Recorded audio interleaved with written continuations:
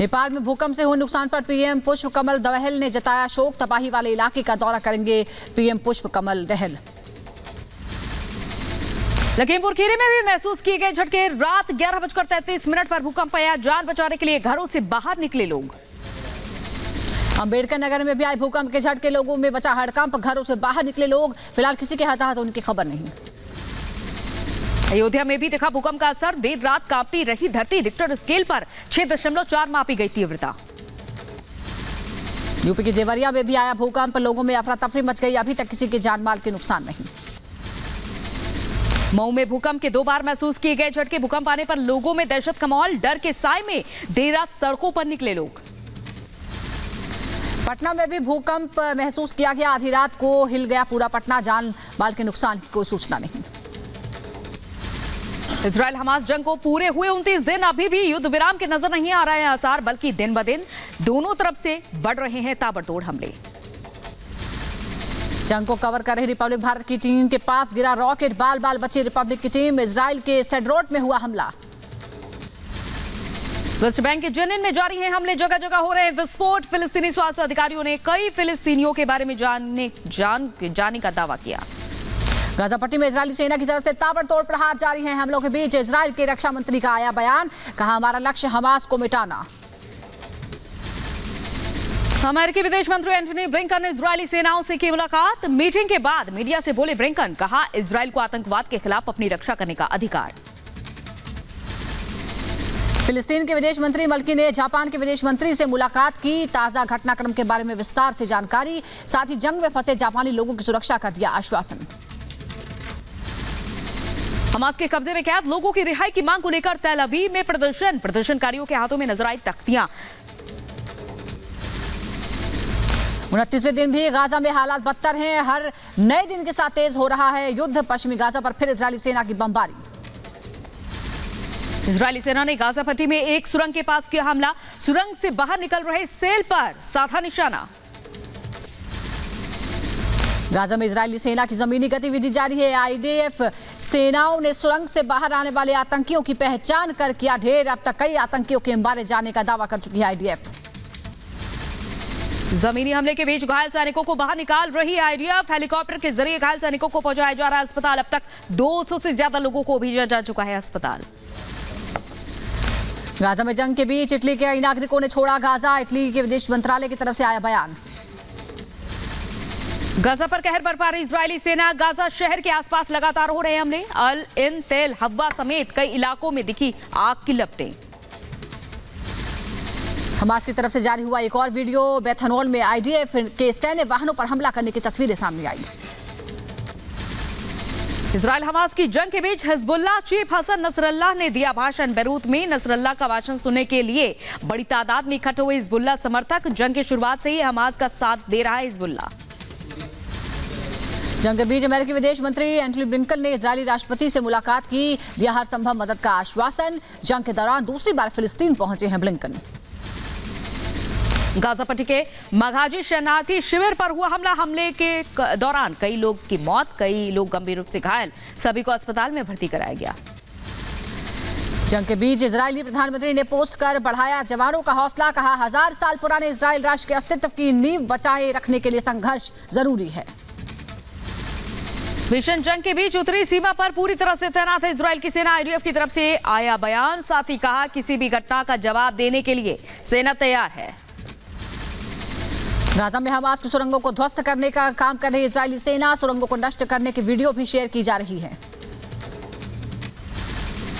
Israel Hamas युद्ध के बीच एक बार फिर इजरायली पीएम से मिले अमेरिका के विदेश मंत्री ब्लिंकन। मुलाकात के दौरान नेतन्याहू ने 7 अक्टूबर के नरसंहार का वीडियो अमेरिका के विदेश मंत्री को दिखाया।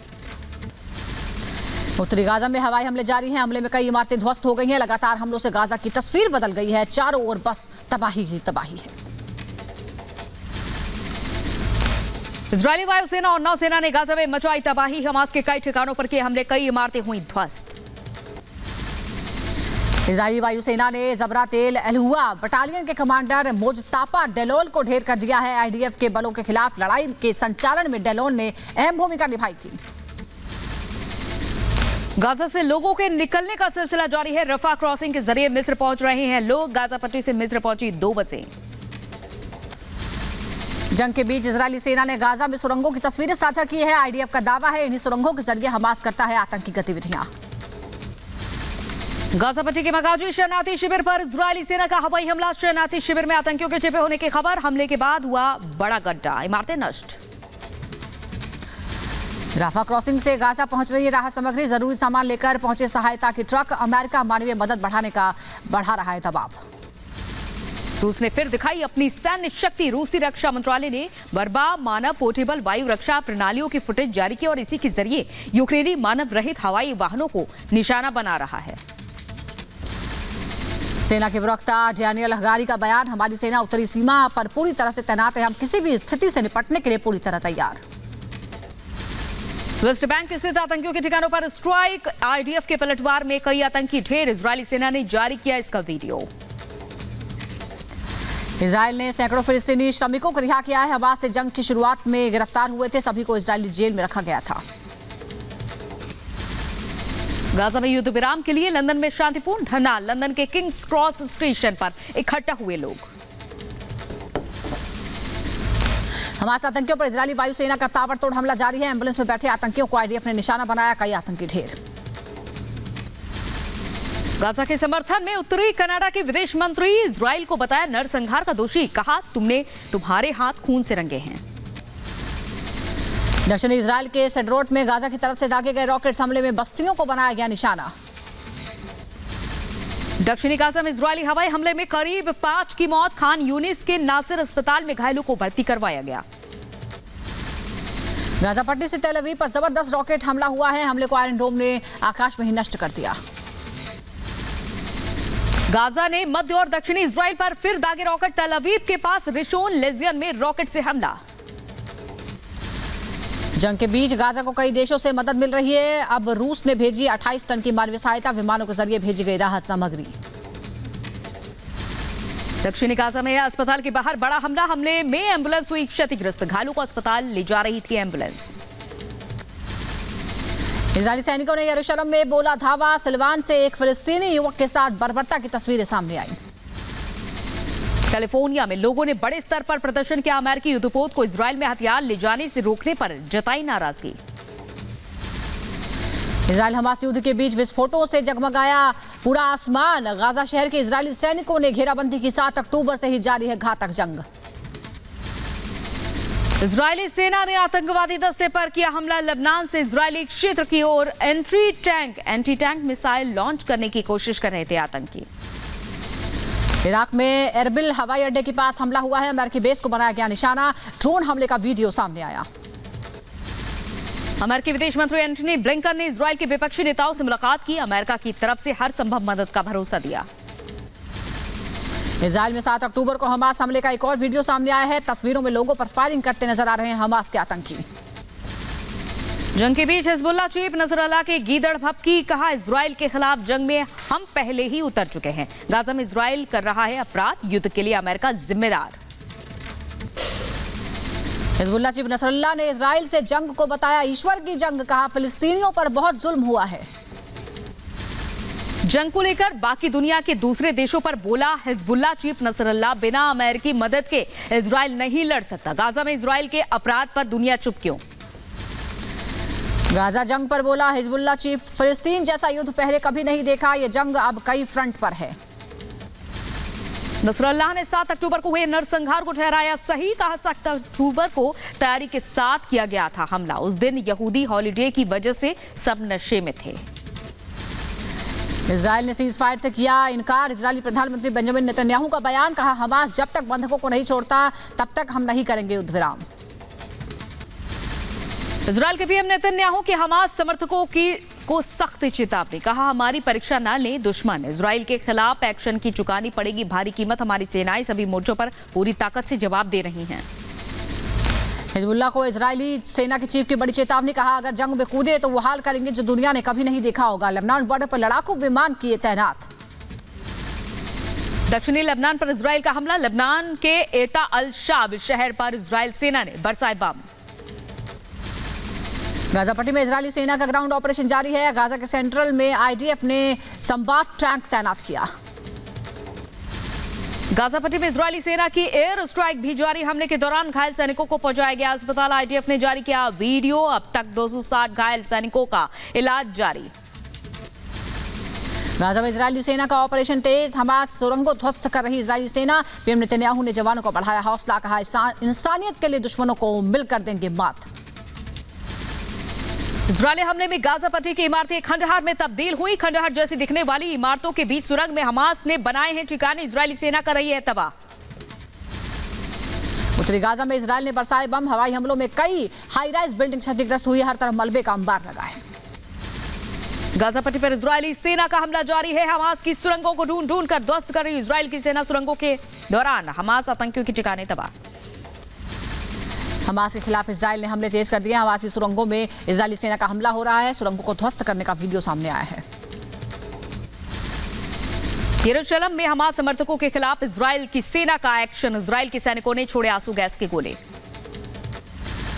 गाजा पट्टी पर इजरायल के चौतरफा ताबड़तोड़ हमलों से भारी तबाही मची। हर तरफ छाया है धुएं का गुबार। बमबारी से सफेद धुएं से ढक गया है आसमान।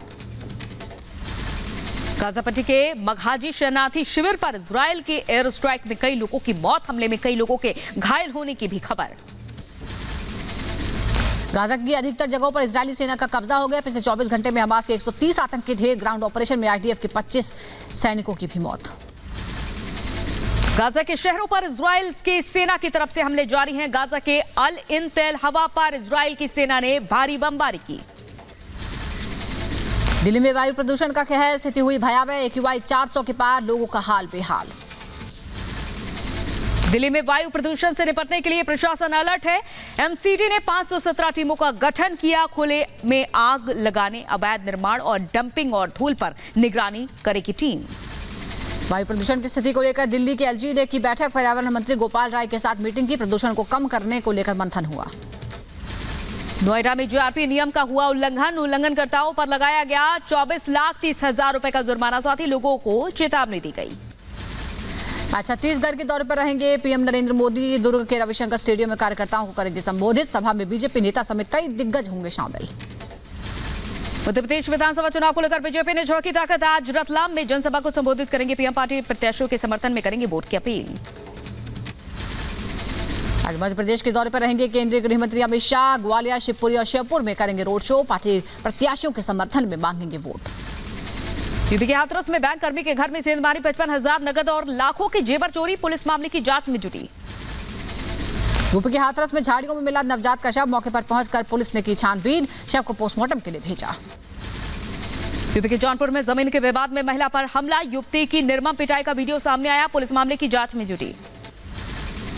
बागपत में दिखी सपा नेता की दबंगई। हवाई फायरिंग करते सपा नेता अभय वीर यादव ने पोस्ट किया वीडियो। यूपी के रायबरेली में हादसा। चलती ट्रेन से गिरी महिला। घायल स्थिति में पुलिस ने अस्पताल में भर्ती करवाया। लखीमपुर खीरी में किशोरी की मौत। परिवार ने रोड जाम कर किया प्रदर्शन। आपत्तिजनक वीडियो वायरल होने के बाद किशोरी ने की आत्महत्या। महोबा में सिंचाई को लेकर चचेरे भाइयों में विवाद। दोनों परिवारों में जमकर चले लाठी डंडे। दोनों पक्षों से 8 लोग घायल। यूपी के जौनपुर में गाड़ी की चपेट में आने से एक व्यक्ति की मौत हो गई। पुलिस ने शव को कब्जे में लेकर पोस्टमार्टम के भेजा।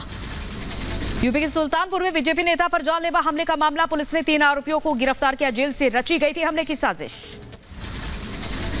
अलीगढ़ में एएमयू के एसएस नॉर्थ हॉल में दहशतगर्दों ने की अंधाधुंध फायरिंग। गोलीबारी में एक छात्र को गोली लगी। घटना के बाद छात्रों में रोष।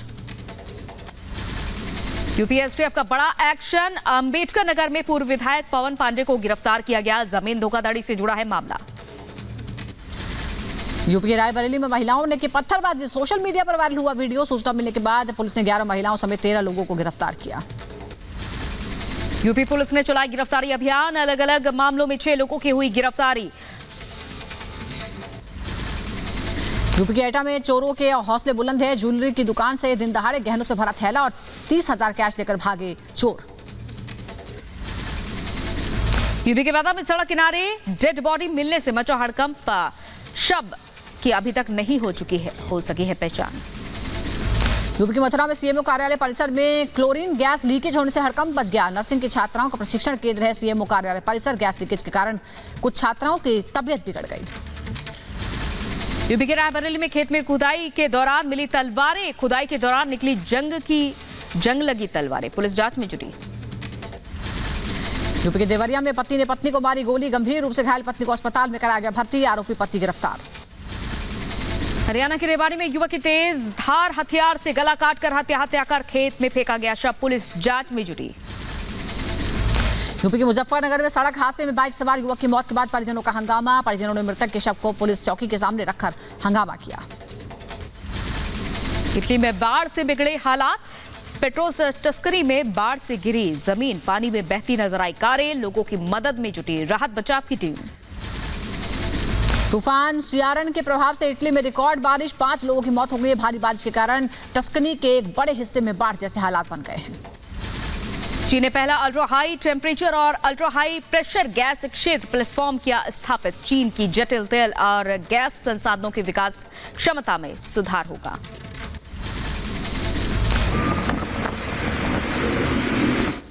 और बड़ी